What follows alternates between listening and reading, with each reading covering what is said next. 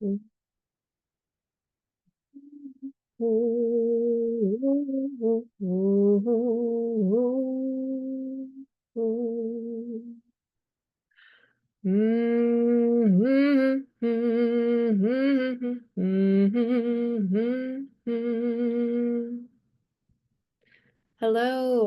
beautiful beings. Welcome to See Blissfully Lit podcast. I'm your host, Sammy White, and it is my divine pleasure today to introduce an amazing being, Michael Fiddler. He has joined me to share about his journey and share the inspirations and synchronicities that have made him who he is today. Michael, welcome. Thank you for joining. Thank you, Sammy. Thank you so much for having me here. We've been planning this for a while, and I'm so excited we're finally doing it. Oh, it's such a pleasure. Before we dive in, I'd love for you to share with our audience what magic means to you and how it plays a role in your journey. Wow, that's a great question. You could have, filled me in on that one before we started. I would have had a prepared answer, but this is great. What does magic mean to me? I mean, I think, there's magic in everything we see and do, and it's all around us all the time. If you're paying attention, I think it's really easy to just kind of wander through this life without noticing the beauty in the littlest of things. And to me, magic is something as simple as that crispy, shattery shell on the outside of a really good croissant, or Mm, just that little bee that I see in the garden in the morning, like doing his thing. It's everywhere. It's in the littlest of things if you can appreciate it. yeah, the simple pleasures, the brilliance of what is created around us. Yeah. I I love that. That's a very unique, nice way of putting it. Uh, you mentioned croissants, and it reminds me of a bit of your history.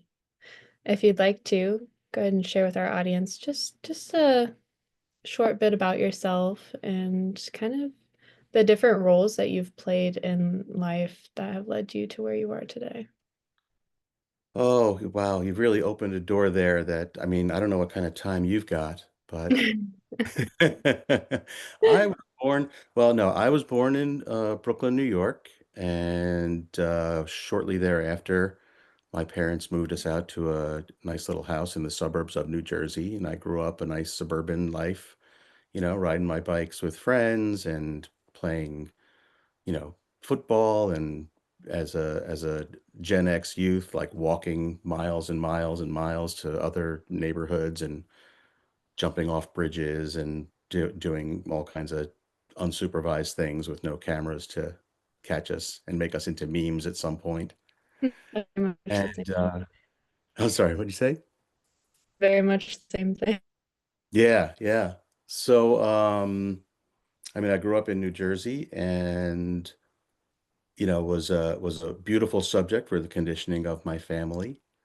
I ended up going to school for finance because somebody somewhere said that was a good idea. And I went to work in that field for a good handful of years, about 8 years in retail brokerage and financial planning. But I had always had something inside me that enjoyed cooking and hospitality. So at some point, I decided I was going to quit that career and go to culinary school. And 6 months later, I actually did it. I had to convince myself that I could, that I was allowed to, that it was okay to, that I wasn't a failure in this other business just because it was something I had no interest in and didn't want to do. So I did that. And I mean, that's over 25 years ago now. I started working in restaurants and worked my way up the food chain, moved around to a couple of different cities for some different opportunities. Um, somewhere in there, I was married and divorced, and then got married again to my beautiful wife, who we just celebrated 16 years together. Just a couple of weeks ago was our anniversary.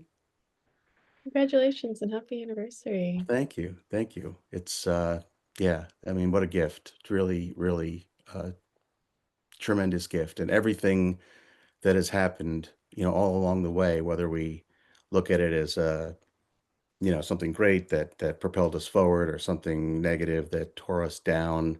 I mean, it's all just steps along the path, right? And necessary steps along the path because that's what brought us to where we are. Mm. And the last, you know, 10 years pretty much I've been working on my own independently, doing some contracts with some different companies. And I'm at a point for another shift in the timeline where the career and what used to drive me in that career doesn't really have the same impact. And I don't feel the same passion that I did once for the certain aspects of it. And, that's kind of how we met in the new realm of this spiritual practice and, learning what's next. Yes. And for our listeners, we met in chronic healing. I believe we met in a class, and we've also attended retreat together. Hmm. Yeah, I'm not sure if we met at the retreat in Hawaii or maybe it was sometime before that. Potentially Kriya Shakti or something maybe. Shakti or another life. It all you know what? It all blends together and at this point it's irrelevant. Exactly. Uh, but it led us together, and here we are creating some magic of our own with the Hmm. life's simplicities and the beauty behind what journey you've been through. Uh, could you share a story of a turning point in your life that really transformed you toward this conscious living, or, just really shifted your perspective toward making those decisions that feel right to you? You said that certain things didn't ignite that passion anymore, and so you decided, oh, I'm not going to do that. Yeah, I can absolutely. And yes, I will share this and you will have to bear with me at certain points. Uh, about 3.5 years ago, February 20, well, it was earlier than February 2022. February 2022, my father left his body. And that started with um, the day after Christmas, 2021, he had a fall. And, for the sake of brevity, I'll just say he had a fall. He was in his bathroom and no one knew for about 6 days. So he was on his bathroom floor for 6 days. And I would usually talk to him a couple times a week, once a week or so. And I had just talked to him the day before. Oh, So a friend of his called me, said she couldn't get in touch with him, and it was concerning. So I called him, and his phone went right to voicemail, which was unusual, not unheard of, but unusual. And so I ended up calling the police. He was in Las Vegas. I live in Chicago. My dad was living by himself in Las Vegas. So I called the police. They went over for a wellness check, ended up breaking the door down, finding him in the bathroom. He was alive, and they brought him to the emergency room. This was New Year's Day, I think. I was on a flight that morning or the next morning, and then I spent the next, almost 2 months with him every day in the emergency room, in the hospital, in the rehab, and at no point during that did I have the thought that he wasn't going to get better and come home. I just always thought he would get better and come home. And we ended up, he couldn't, he had had a stroke on the last day that he was in the bathroom. And we know this because he had a pacemaker. So they were able to pull the data from the pacemaker and they could actually pinpoint when he had the stroke. So he was doing, physical therapy and rehab, but he had already um, decided long before that he was done. He was diabetic through his adult life and um, had a problem with his leg. He was in chronic pain. And I just remember how unhappy he was. He still had joy in him, but day to day is very, a lot to deal with. And so I remember before this had all happened, I was sitting with him one day and I was trying to encourage him to get some physical therapy because we had an incident, maybe 5 years prior where same thing, like he kind of I had to call, they came wellness check. It wasn't as serious, but same kind of thing. So I'm sitting with him and I said, and it's how we can like kind of program our destiny. I said to him, I said, get some physical therapy. I said, wouldn't you want to maintain whatever independence you have for however much time you have left? And he said, well, how long do you think I have left? And I said, how long do you think you have left? And without hesitation, he says, 4 years. It was only two, but he called it. He had made his decision. So, all this while I'm thinking he'll get better and come home. He's just trying to wrap it up and be on his way. So, we ended up after the rehab in the hospital, we went to this group home setting because he needed 24-hour care. And, you do the best you can with the information you have at the time, and you think you're doing the best thing. And at the time, I guess you are. But if I had to do all over again, which I don't, I would have done it much different. I would have just brought him back to his house and spent every penny to give him home care because ending up in a place like that was his worst nightmare. And a few days there, he he had some kind of reaction to something. He was vomiting. They sent him to the emergency room. He was in the hospital a few days, and that's where he passed away. And I was right there with him as he took his last breath. And I remember, you know, there's no coincidences. I mean, I'm standing there and the nurse tells me because she's seen countless people go through this process. And in a very simple way, she told me, I forget exactly what she said, but she basically said, it's happening now. And I was like, okay. And so as he's literally taking his last breaths, my phone rings and it's his brother, my uncle George. And he said, hey, I just called. I wanted to check in, see how the big guy's doing. And I don't remember exactly what I said, but it was something like, he's dying right now. And I remember I dropped the F-bomb and I said, this is effing surreal. So that changed a lot. It kind of changed my perspective on everything. Because me and my dad, we were like, I mean, I'm my mother's son too, but what part of her is reflected in me, whether physically or behaviorally, I, I, good luck finding that. Um, you know, my dad and I were like two of a kind. And after after that, and about a week later, we had his funeral. And about a week after that, I went to the doctor for a physical, which, as a man, I like never do that, right? Like, why would I go to the doctor? Um, but I went because I'm on my wife's health insurance, and to maintain our rates, had to get a physical. So I get a physical, the blood work comes back. My A1C, which is long-term blood sugar, was at 8.4, that's full on diabetic. Yeah. Um, and, the doctor tells me, okay, well, we'll put you on metformin, we'll get you some high blood pressure medication, we'll check your kidney levels, et cetera, et cetera.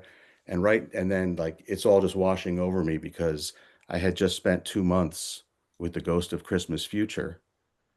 And I know what diabetes did to him the last several decades of his life. And I was like, okay, I was like, I'm not going down that path. I never filled the prescription. Um, I changed the way I ate immediately. I was pretty heavy at the time. And over the next 6 months, I lost close to 70 pounds and brought my A1C from 8.4 down to 4.7. And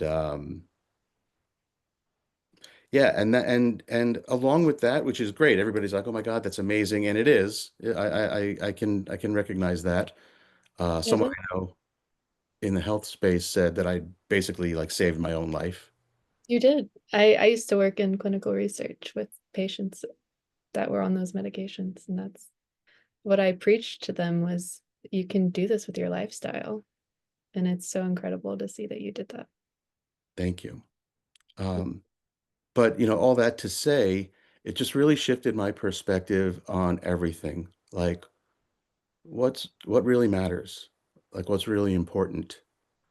And I would encourage anyone who still has their parents or any loved one. Like my father would tell me all these stories, right? And he would say, "Did I ever tell you about the time I worked for Standard Oil?" And I would say, "Would you like me to tell you about the time you worked for Standard Oil? Like, how many times have I heard this story?"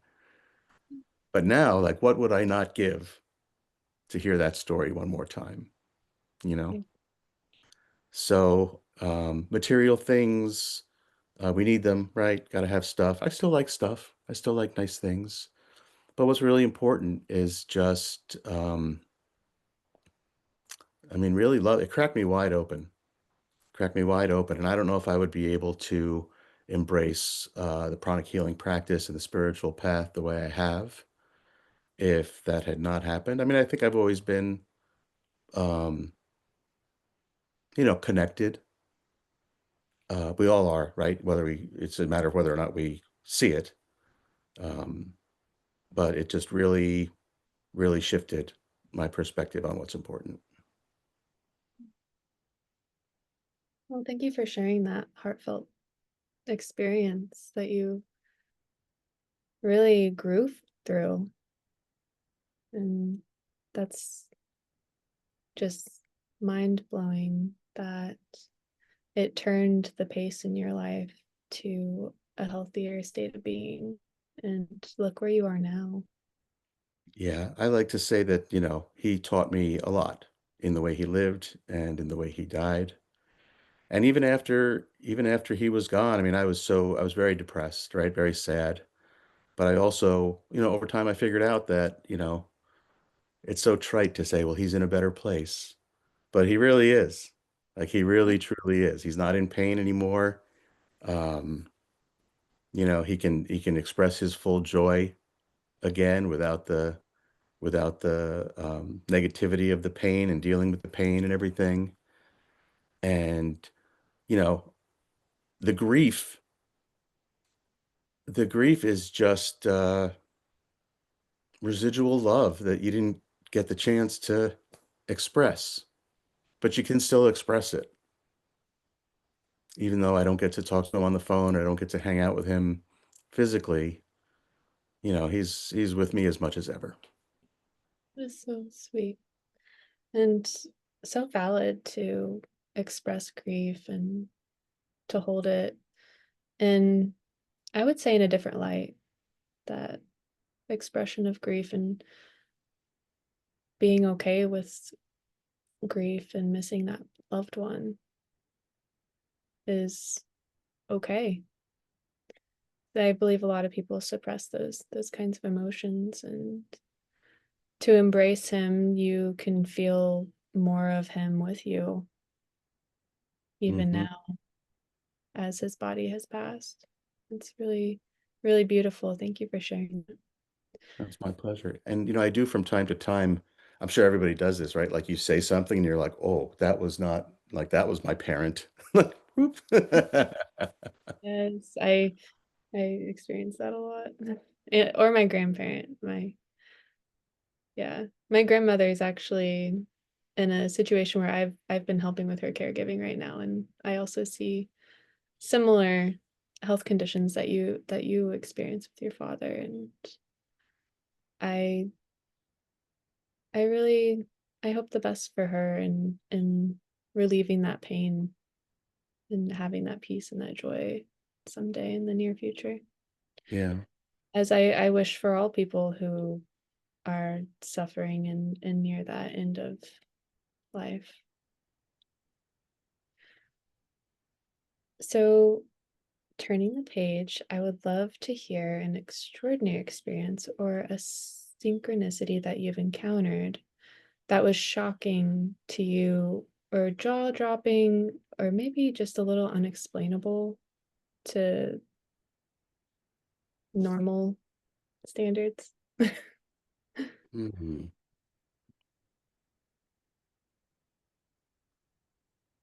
that's a good question.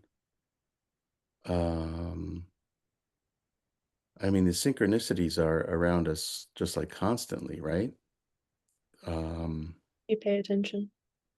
yeah, it's almost like I'm not even surprised or amazed by them anymore. These days, my reaction is more of like, yeah, of course, like that's how that would go, you know? Yes. Um, but was there one, or was there, can I think of an example of one that was just like mind blowing? Not off the top of my head, but let that sink in and maybe, Yeah, we you can know, come back to it. yeah, the story about my father kind of always takes me to a place that I stay in for a little while, so I'm still on my way back. We can always pause. We can pause and we can take a moment for a deep breath. So you can close your eyes and No, I'm good. so, So, what inspirations or teachings would you say have influenced your journey the most? um, I know you've done like Tony Robbins and pranic healing, but yeah, yeah, Tony Robbins and pranic healing. I mean, Tony, being a part of Tony Robbins' world has been fantastic. Um, there's nothing that I've learned from him that hasn't been useful. It's I mean, he has really spent a lot of time figuring this stuff out. And, he's got a spiritual component to him. He believes very much in grace. And but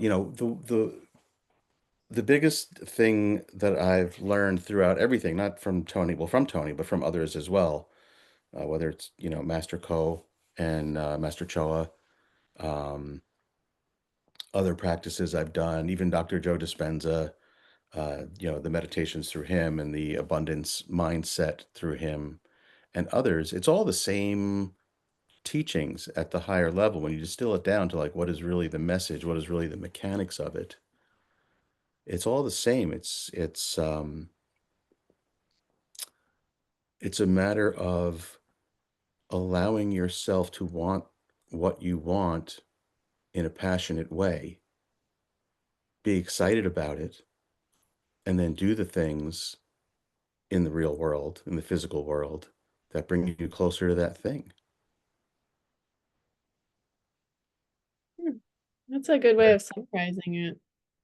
I mean, as humans, we just tend to get in our own way. And the thing that always, I mean, I can't speak for everybody, but I'm going to speak for myself. And in doing that, everybody,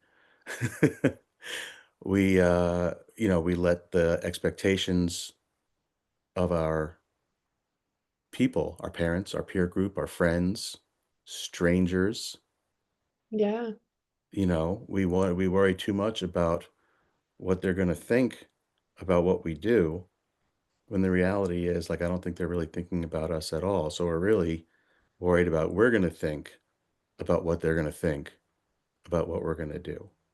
yes, And if you could just, if when I look at the people who have been tremendously successful, and I don't mean necessarily financially, but the wonderful artists, I always, Prince always comes to mind.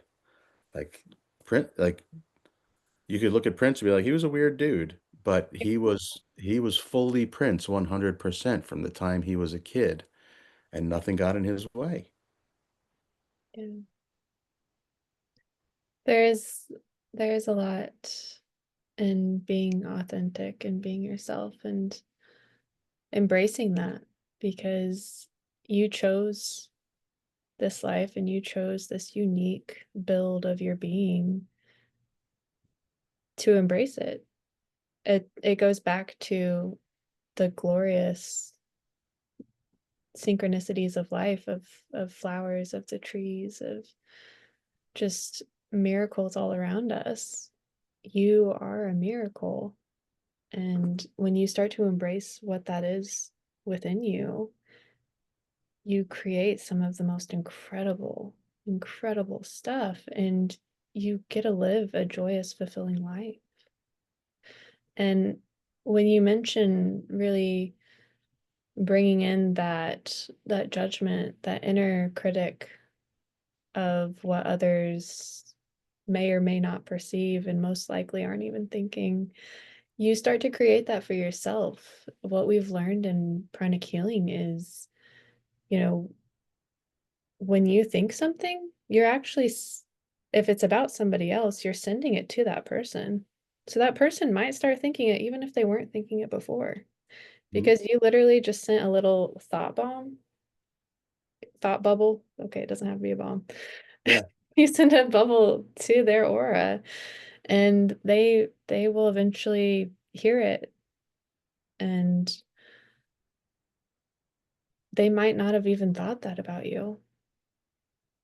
I think it's 100% right. Even a parent with the best intentions, when they worry about their children, they're sending that worry, they're putting up that energetic block to the exact thing that they don't want to happen. They're putting the energy towards that exact thing that they don't want to happen. Yeah. And being such a sensitive child and like empathic person throughout my life and not realizing it but not realizing it, I took in a lot of that my parents, my grandparents, family members sent to me, and really struggled to stay on my authentic path and refound it as an adult, because I was taking in and eating all of their different opinions and worries and every little bit and piece that came in. And it really threw me off from, like, what is it that I really want? Hmm. Because it was more of a everybody else's wants and worries. Yeah. And when you All, can find that, fine tune what it is that you truly want, you really start to live the life that you've always dreamed of. all throughout my college years and my first career, at no point was I ever like excited about doing that work. It was always forced. Yeah. You know? It was always forced. And everybody worries about their purpose. Oh, what's my purpose? Why am I here? What's my divine plan? It's like your purpose is just to be you, whatever Yeah. that means, whatever that looks like. And you're being you. It you went through some learning about finances, which is probably a great tool now. I don't Weren't regret it. passionate about it, but then you found some passion in culinary work and cooking, and look where you are Yeah. today. Well, and that's taken a beautiful turn as well because the last several years, it's not for me. It's not about the culinary aspect of it as much anymore. Although as much as I say that when I talk about it, I still light up. I do still love it. But the people who are involved in the industry and what it takes to make the whole thing work. Like, you go out to eat, I think a lot of people have no idea what's going on. The food comes to the table and they eat it and they leave. But, everything from, I mean, well, yeah, I mean, you can go all the way back to the farmers who grow the food, to the delivery to get it to the restaurant, to the companies that organize that, to the people who bring it to the restaurant, to the cooks who break it down and then prepare in the moment and serve and clean up and all this. There's so many factors to it. And I've had the benefit over the last 5-ish years to go to a lot of different places and lead their teams for temporary periods while they're in between. They have a leadership gap. I'll get the call to, Yeah. keep them moving along. So I'll be there 2 months, 3 months, maybe a little longer. And none of us are born with this any kind of knowledge or experience, right? Even in our energetic work and our pranic healing, we're so blessed to have these masters that share the teachings. Um, and I didn't fully see that in my culinary career. I was a little short-tempered with some people at times because they didn't know things. But then as I matured, I was like, well, that's why you're here. It's your job to teach them these things, like bring them along with you. So getting people in touch with themselves and why they're doing the work that they're doing with love as opposed to any other feeling or emotion really has produced the best result. And I've had an amazing few years doing that, being able to share that. It's got a lot more purpose to it. And so, like I said before, when we're all wondering, like, what is our purpose? It's like, all right, I feel like I'm getting closer. Yeah. And like you said, in a way, it's not a destination of finding purpose, but it's just being yourself. And I believe that you, in a way, experience your purpose in being yourself and simply doing. Because if we're always focused on a destination, a quote unquote purpose, we get away from the journey. And the journey is the experience, the present is the experience of what it is. Yeah, the target moves. I mean, the target changes day to day. I mean, what you think you could think back 10 years of like the thing you wanted that was the most important thing, and maybe you achieved that or maybe you didn't, but fast forward, it's not the same thing. Yeah. Goalpost moves. That's why, one of my favorite sayings is you don't need to see the entire staircase. You just need to see the next step. You need just enough light to see the next step. Yeah. Just enough clarity, enough purpose. So I'd like to know, do you have any daily practices or rituals that you find essential that help you stay connected and inspired? Yes, I do. And I am, it's something that I think a lot of people overthink. Um, what I boiled it down to is I need some kind of movement and I need some kind of stillness. Yeah. And whatever form it takes is less relevant, even though, full disclosure, I'm trying to structure it more because I'm a free spirit. I don't really do great with rules and schedules and things like that. So, and learning that about myself. And here's the thing I will say that I had to figure out, and I just had a conversation about this yesterday with someone, and I've had this conversation many times. We set ourselves up for disappointment and failure by trying to be so good at anything. And what I mean by that is, all right, I'm gonna have this morning routine where I'm gonna get up at sunrise, I'm gonna go outside barefoot and stare into the sun for 5 minutes and get set my circadian rhythm. And then I'm gonna do some cold water exposure in a cold shower or a cold plunge to reset my nervous system. Okay, and then I'm gonna go to the gym and I'm gonna exercise. I'm gonna move some heavy weights, and I'm gonna on and on and on. And then afterwards, I'm gonna hit the sauna, and then I'm gonna come back and I'm gonna meditate for 20 minutes, and then I'm gonna meal prep for the week. We set ourselves up with these like 12 steps of whatever, and then maybe we do 7 or 8 or 9 of them, and then we feel like a failure because we didn't do all 12. Yeah. Like, what's the point of that? You did 7 or 8 or 9. Like, no one's keeping score. There's no report card for this. It's not a limited time offer where by the end of the month, someone's grading you on your existence. Yeah. You are your own judge.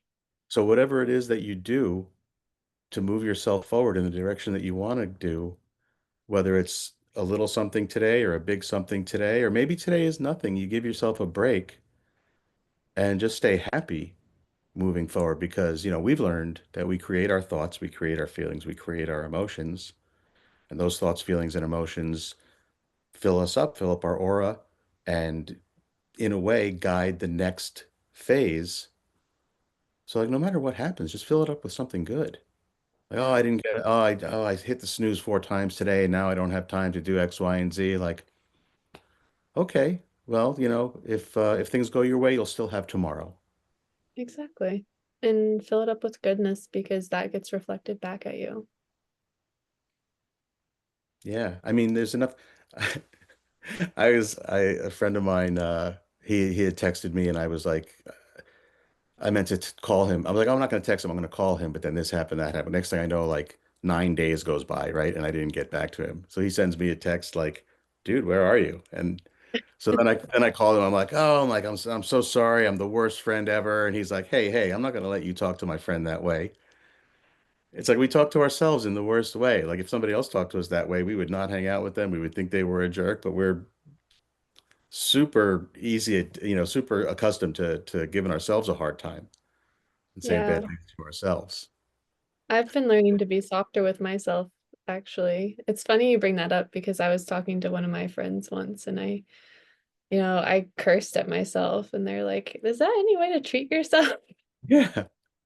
Like, is that what you would say to a friend who did No, that? No, you'd be like, oh, absolutely you're okay. not. All right. You'll get him next time. It's going to be okay. Yeah. Give Finding ourselves that the same softness and grace. ease is so important. Yeah. Thank you for bringing that up, Michael. How do you incorporate these wellness disciplines into your like work versus personal life? Well, I'm again, I count my blessings because the work that I do is sporadic. Um, I don't really have a job that I go to every day. Sometimes I probably don't work as much as I work, which is good and bad because like I want to be doing more, but there's no external pressure to do more. So I have to create that in myself if I want to move forward. Mhm. And but I also give myself grace because I feel like the last, couple of decades, I mean, I don't know what you know about the food service industry, but being a chef is a lot of work. It's a lot of time, it's a lot of work, and I feel like the last few years, not working as much as I have in the past is like sort of refilling the tank a bit and balancing it out as I figure out what I'm doing going forward. But people worry about time. Oh, I don't have time for this. I don't have time for that. Like I've got plenty of time. I'm blessed to have plenty of time right now. So I just do those things. I do those things to whatever degree I do them throughout the day and move forward. Like today, I didn't go to the gym this morning because I went to bed too late last night, and then we were doing this thing. So I was like, all right, so I will go after, but like that's out of order for what my intentions are and what my plan is. But so what? Yeah. I I actually relate to kind of the dynamics that your life have has been in the last couple of years. My life switched to that too. And I went from a very structured living situation of, working a 9 to 5, going to the gym after work, uh, volunteering at a certain time every single week, just really, really structured routine and schedule and, prepping all your food on Sundays, which all of these are really great and it's super awesome for your body. It's healthy. But in the last couple of years, I also took a break from that corporate America work and that structure and that routine. And I do the same thing. Maybe one morning I wake up and go for a run, or maybe I wake up and take a little walk and sit down and have a cup of coffee. But there can be a structure to your wellness routine without the expectation of doing it exactly the same every single day. And I love that you've really embraced that in your life too, because it allows for more ease, it allows for more flow, kind of that natural fluidity. Yeah. And like you said, you have to find the motivation when you want to make a change. So you find your paddle and you get back out on that water and you just steer your boat a little bit. Yeah, I think there's a balance to it, Like and then after I say this, I ask myself, okay, well, whose voice is that? Because the voice says, okay, you've swung too far to the other direction. Like Hmm. you've gone too far to the no structure side. Because I do believe that routine is really good for us. I mean, we're not dogs, but you give a dog a daily routine, meals at the same time, walk at the same time, treats at the same time, training at the same time, and the dog thrives. Yeah. You change that routine, and then they start pooping in the house at night because they don't know what's going on. They've lost their place in the world. Yeah. And we're not as simple as dogs, or maybe we are. But, I think routine allows you to measure things and make progress and really see where you're going to an extent. But it can't be all routine. It's because then you end up in the program, right? And then you're doing things and you may not realize why. I mean, like how many people do you know who and me, I know a lot of people who are successful. They've got plenty of money.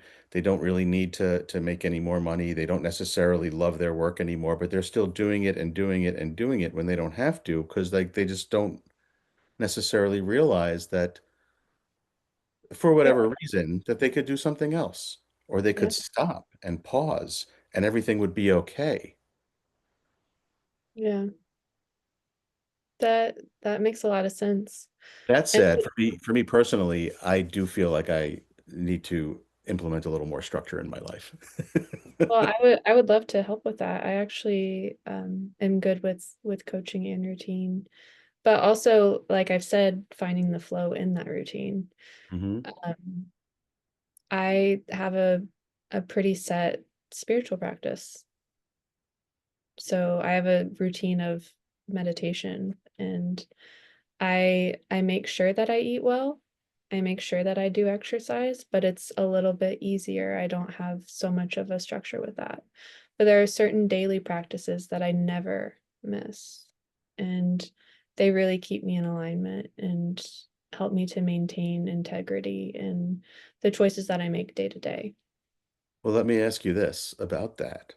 Mhm. Those things in my imagination, in my hallucination, those are the things that you're pulled to do.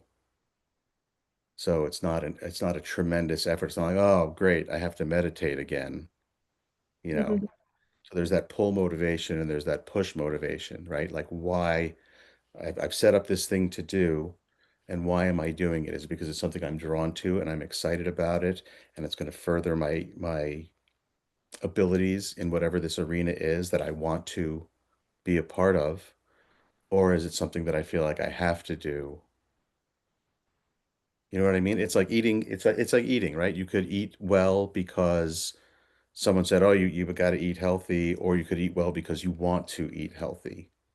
Yeah, I think a lot of it is mindset is feeling like it's an opportunity you get to do it. Exactly. Because some days I don't want to. Some days I don't want to eat healthy. hmm Some days I don't want to work out. Some days I don't want to meditate. But it's changing that perspective of I get to do this and I know how good I feel after I do this. That's where the discipline comes in. Hmm. 'Cause like we've been talking about motivation, but like motivation, like it's not, they have studied it. I don't know who they are, but but motivation's not really a thing. Motivation is doing it like when you feel like doing it. Okay, well, what if you're not motivated that day? What if you don't feel like doing it? Like consistency is important. Hmm. Long term, like you will feel better if you do the thing. Whereas if you don't do the thing and you look back and be like, oh, I didn't do the thing, like where are you placing your energy? Where are you placing the moment? You have to build the momentum. And it is anything, nothing gets done without doing it anyway. Like you have Yeah. to, like, I don't feel like it today. Well, do it anyway. I don't want to work out today. Do it anyway. I'd rather eat chocolate cake than a bowl of berries for dessert. Don't eat the coffee, eat the berries anyway. Yeah, and occasionally have the chocolate cake. Yeah.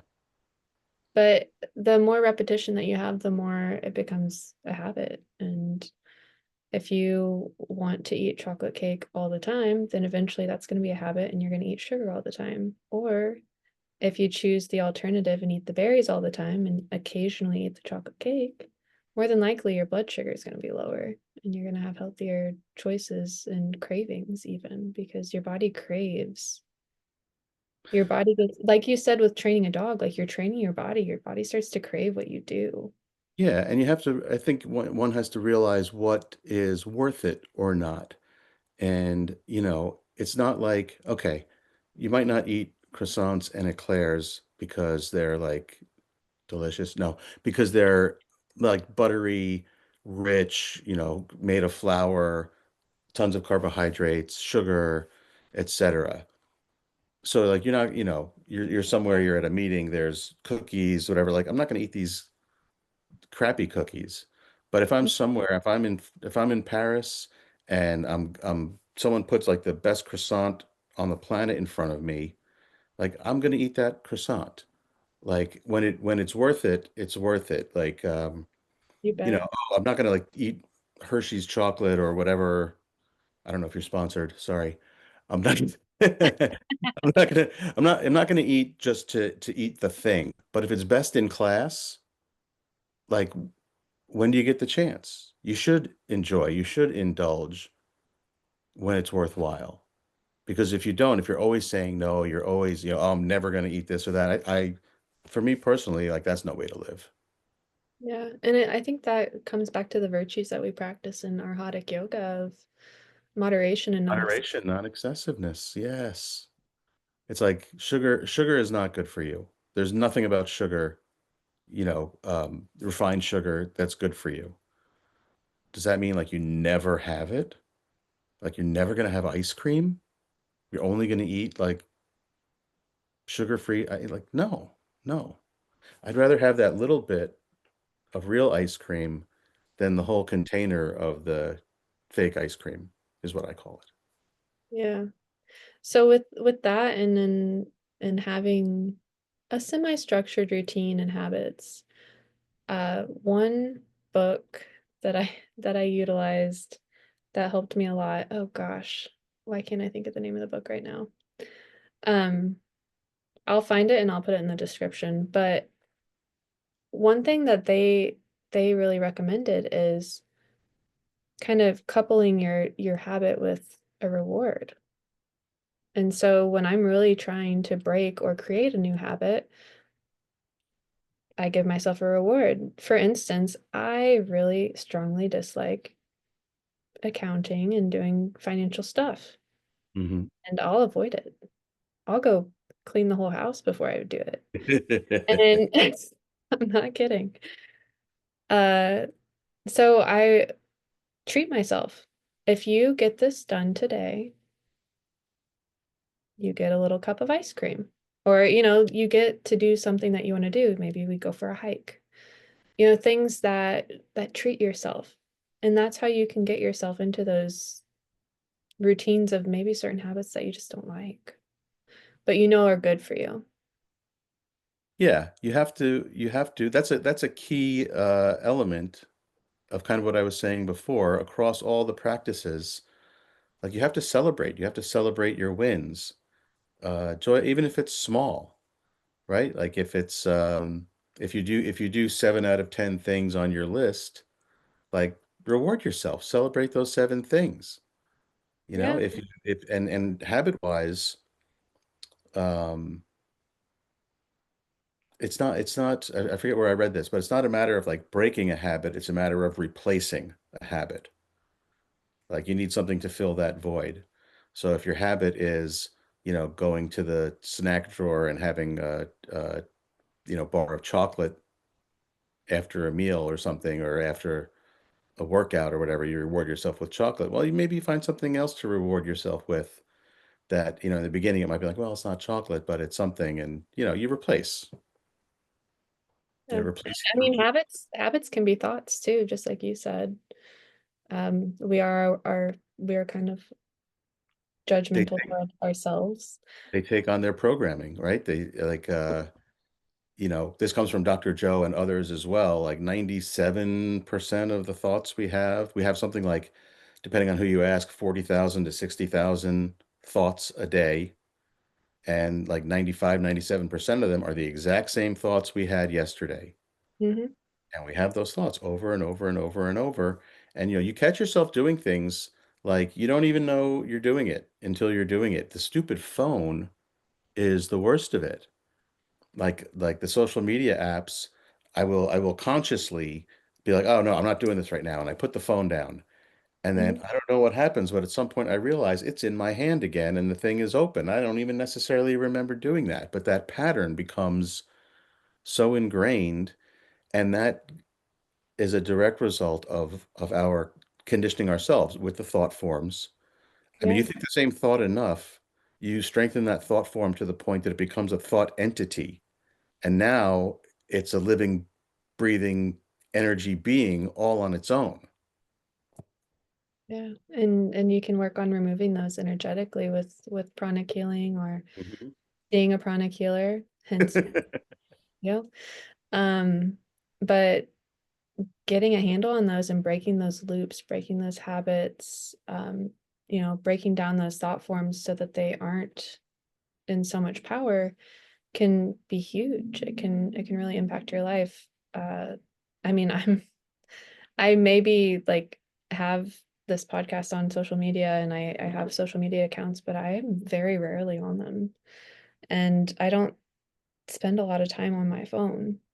And Mhm. and you can do energetic work to also help you to resist those things if that's something that you really want to do to change Absolutely. your life. Because realistically, I mean, you could ask anybody logically, like we all know what we're supposed to be doing for good health and, good mental hygiene, but that's so why don't we all just do it? There's there's there's more to it than that. There's loops, there's cycles, there's habits, and you can break those. It's all within your power. It's just discovering Absolutely. that within yourself. And Discovering that within yourself, being aware, working on that awareness, and working your way through those different levels of awareness. And it's funny because when you when you become aware of being aware, you're like you're like, "Why am I so stupid?" oh, why am I doing Erase that thought. Erase that. it?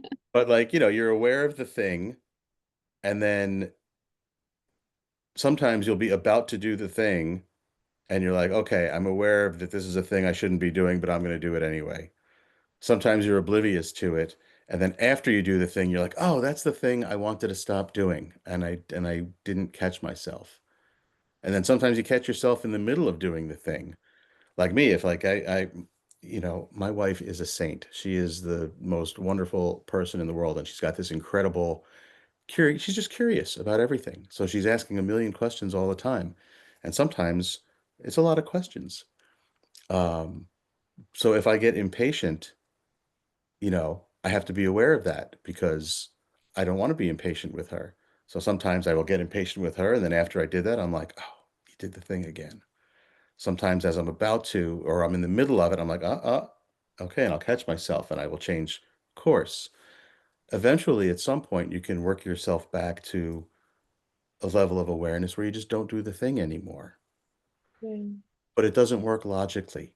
I can't just, I've not yet been able to just say, oh, here's a thing I want to stop doing. Now I don't do it anymore. Yeah, I Nope. found typically throughout life that if you really, really consciously practice it for 21 days, you can typically change something. But you do have to practice it and you have to be very mindful about it. Yeah. Awareness. Be aware of what you're hearing, what you're exposing yourself to, what you're saying to yourself, even if you're not saying it out loud. What is that thought you're having? And correct it. Correct it and replace it. Yeah. I'd like to hear before we start to really slow things down, what's your next big aspiration in your journey? So I discovered Master Co and Pranic Healing through Tony Robbins. It was at a Unleash the Power Within event, and I'd been doing different meditations for years, right? I've been following Dr. Joe for years, not that I'd gone to his events or anything. Um, and I did martial arts for years, which is got meditative practices built into it. So not a foreigner to the practice, but at this Unleash the Power Within, and it's funny because I've heard this story from a lot of people, same story. Well, we did this little Twin Hearts meditation, and we go into quiet, we go into stillness. This is at this big arena in Dallas with like 14,000 people in the room. And when we go into the stillness, like it was just silent. Like you could hear a pin drop, dead silent. And I sat there and I remember just enjoying the time. Where I went, I'm not exactly sure. But then, Master Co says, move your fingers, move your toes gently, slowly, come back to your body. And I come back and I'm like, whoa, I'm like, that was crazy. And he does what he always does, where he looks at his watch. He goes, he's like, that was 8 minutes. And Hmm. I'm like, no way. I'm like, no way. I know what time is. That was like 45 minutes. I was sitting there for 45 minutes doing absolutely nothing, traveling here and there. And that's when I was like, I need to know more about this guy. So I'm blessed that I live in the Chicago area, and a lot of the classes are held in the Chicago area. So at some point, several months later, or maybe it was even whenever it came up, it was sometime later. Healer's Mastery was happening, and it was like 35 minutes from home, and I'm like, I'm gonna go there because um, why wouldn't I? Right? I want to know more about this. It's the perfect opportunity. That was a great class. During the class, Master Co generously spent some time with me and did a healing on me that was, I mean, I could tell the story sometime, but let's just leave it to say it was one of the most real, visceral, um, life-changing experiences I've ever encountered. It was huge. It was huge. And so forget the meditation at UPW where I was like, whoa, I got to learn more about this guy. That was like, that cemented that, okay, I need to learn more about this and study this for myself and for others. Because, I think back, to my father, and had I known then what I know now, not that the outcome would have changed per se, but things would have been different in a lot of ways.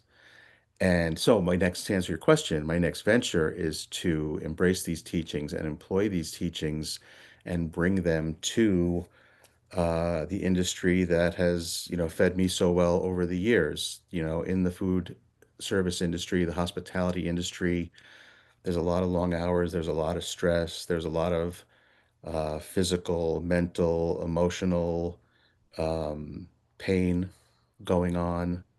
Um, And, from going through it myself, I know that there are ways to approach that work with love and with a healthy mind, body, and spirit. So I started a company. Um, the name of the company. So there's a French term in cooking. It's called mise en place. And any chef or cook who works in a place that of any value, they know what mise en place is. And mise en place basically translates to everything in place. And mise en place is everything you need, not just your ingredients, but your ingredients in the way you need them, organized in the way you need them, the tools you need, whether it's your spatula, your frying pan, your side towel that you're going to use to handle hot things, anything you need, everything in place to make things go smooth and easy. So the name of my company is Mise en Prana. Everything is energy. So we can have our energy aligned and in the right place so that we can perform and not beat ourselves up too much. That's amazing. I'm so excited to see this unravel for you. And really, it's remarkable what you're wanting to build and to help so many people. It'll be a huge domino effect.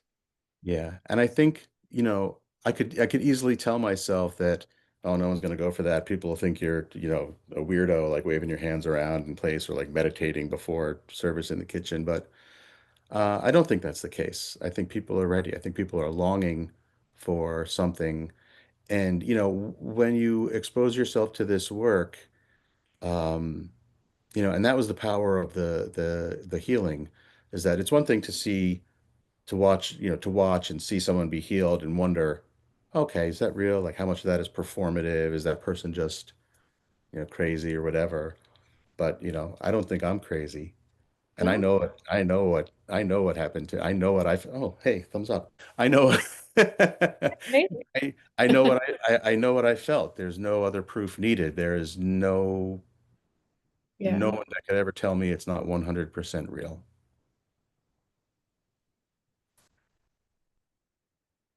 mic drop.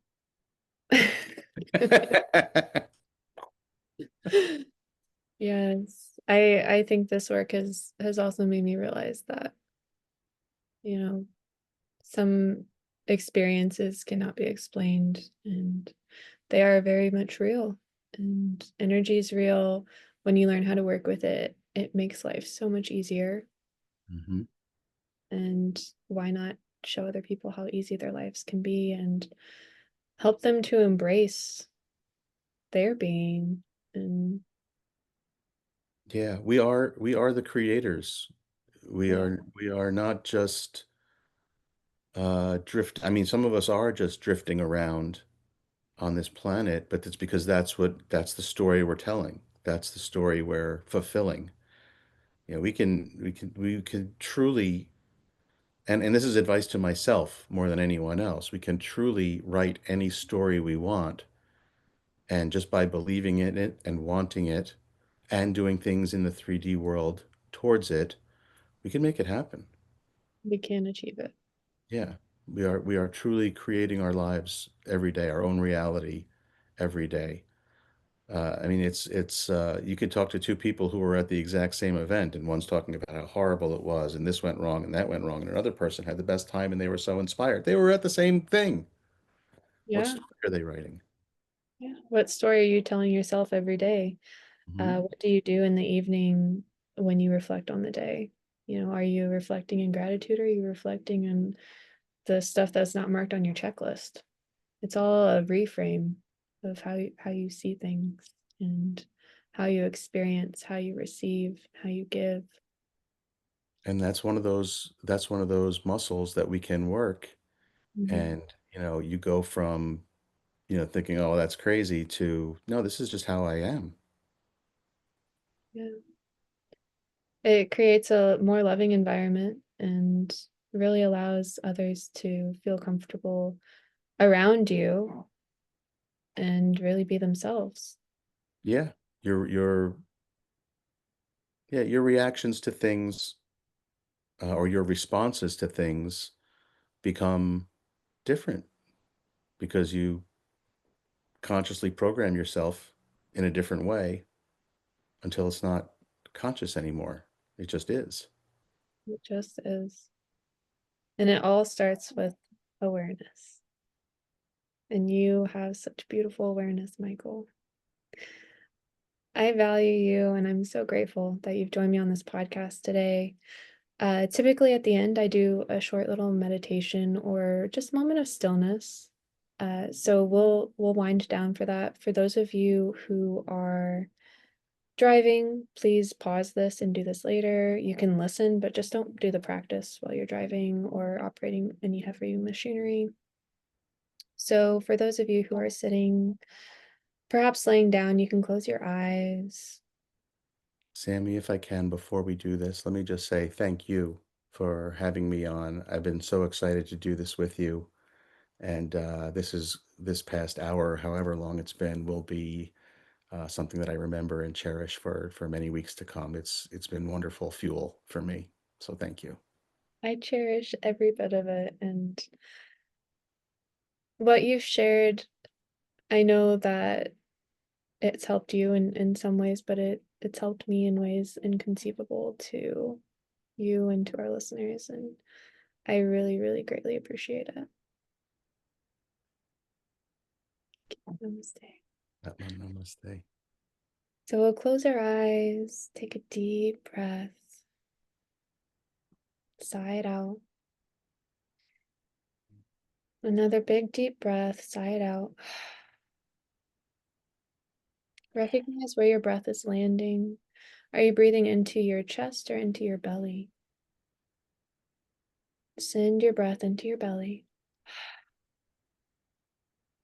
and allow your lungs to fill to the full capacity.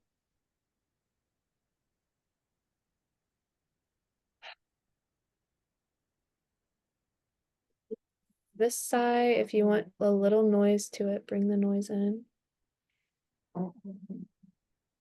Ah.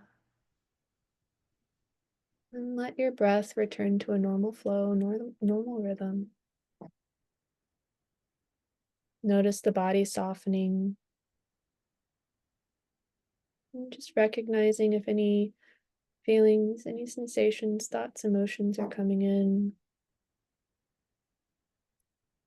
And recognizing that the stillness is bigger than those thoughts, feelings, and emotions. Continuing with that breath, not holding the breath, begin to recognize the stillness amongst us, within yourself.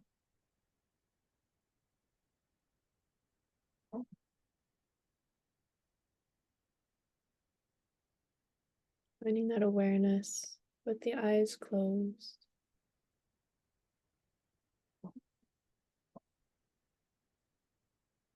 Perhaps seeing the darkness or seeing the light.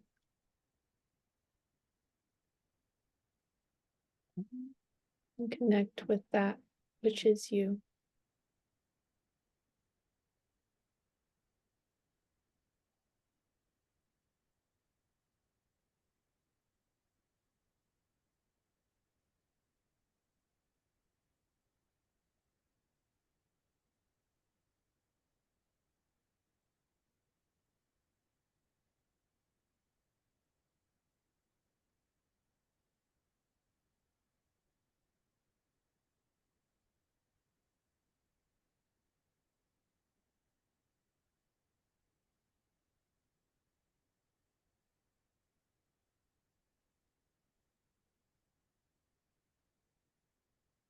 Noticing if any thoughts, any feelings come up, any sensation.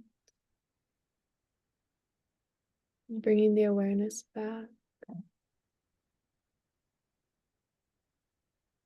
Recognizing the rise and fall of the breath.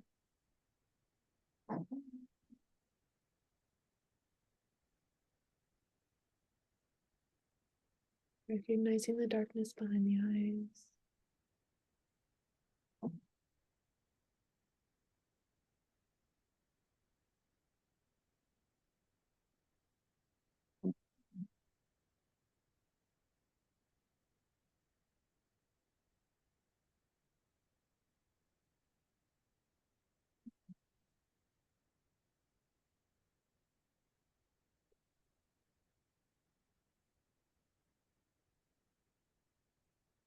This is you.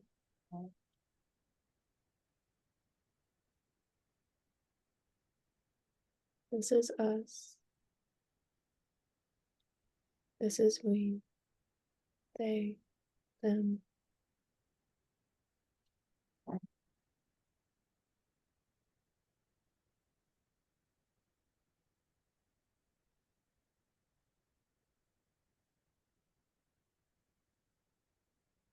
Gently open your eyes.